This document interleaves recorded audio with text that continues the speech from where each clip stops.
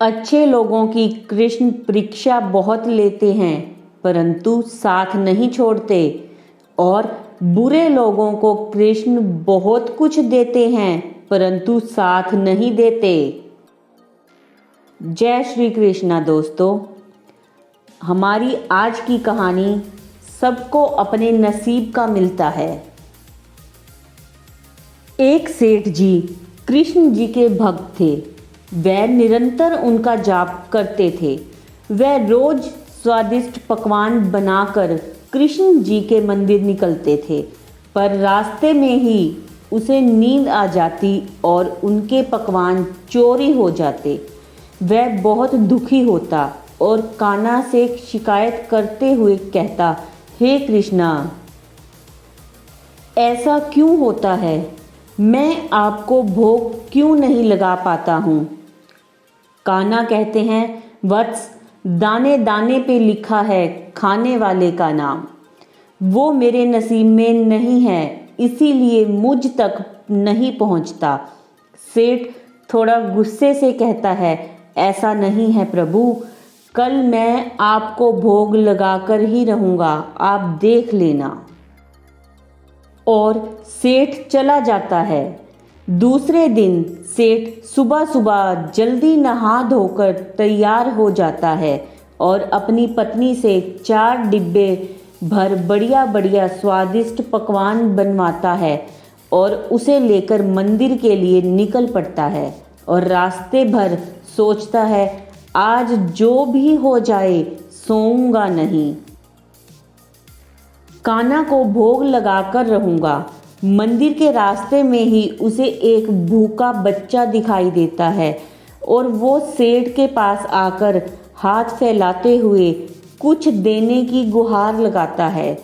सेठ उसे ऊपर से नीचे तक देखता है। एक 5-6 साल का बच्चा, हड्डियों का ढांचा, उसे उस पर तरस आ जाता है और वो एक लड्डू निकाल के उस बच्चे को दे देता है। जैसे ही वहाँ उस बच्चे को लड्डू देता है, बहुत से बच्चों की भीड़ लग जाती है। ना जाने कितने दिनों के खाए पिए नहीं।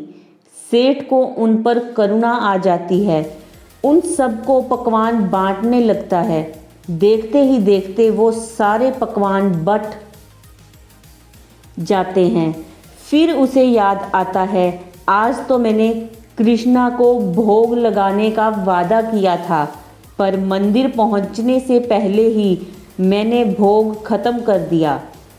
अधूरा सा मन लेकर वहां मंदिर पहुंच जाता है और कान्हा की मूर्ति के सामने हाथ जोड़कर बैठ जाता है। कान्हा प्रकट होते हैं और सेठ को कहते हैं, लाओ, जल्दी लाओ मेरा भोग, मुझे बहुत भूख लगी है, मुझे पकवान खिलाओ। सेठ सारी बात कान्हा को बता देता है। कान्हा मुस्कुराते हुए कहते हैं, मैंने तुमसे कहा था ना, दाने दाने पर लिखा है खाने वाले का नाम। जिसका नाम था उसने खा लिया, तुम क्यों व्यर्थ चिंता करते हो?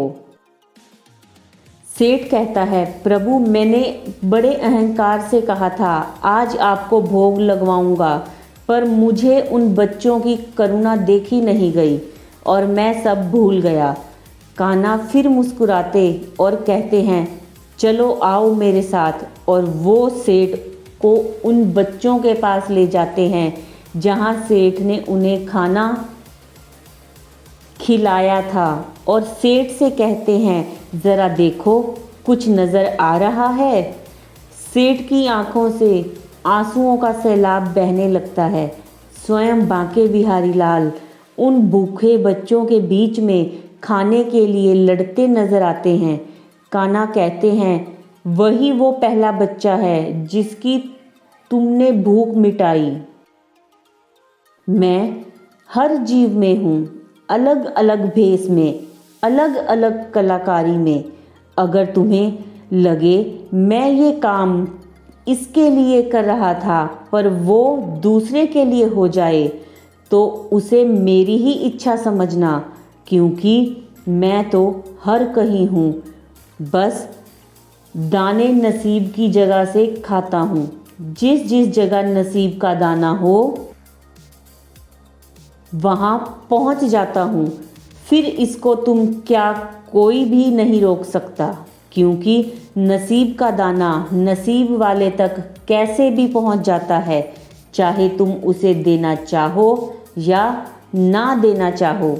अगर उसके नसीब का है तो उसे प्राप्त जरूर होगा। सेठ कान्हा के चरणों में गिर जाता है और कहता है, आपकी माया आप ही जाने। प्रभु मुस्कुराते हैं और कहते हैं, कल मेरा भोग मुझे ही देना, दूसरों को नहीं। प्रभु और भक्त हंसने लगते हैं। आप लोगों के भी साथ ऐसा कई बार हुआ होगा मित्रों।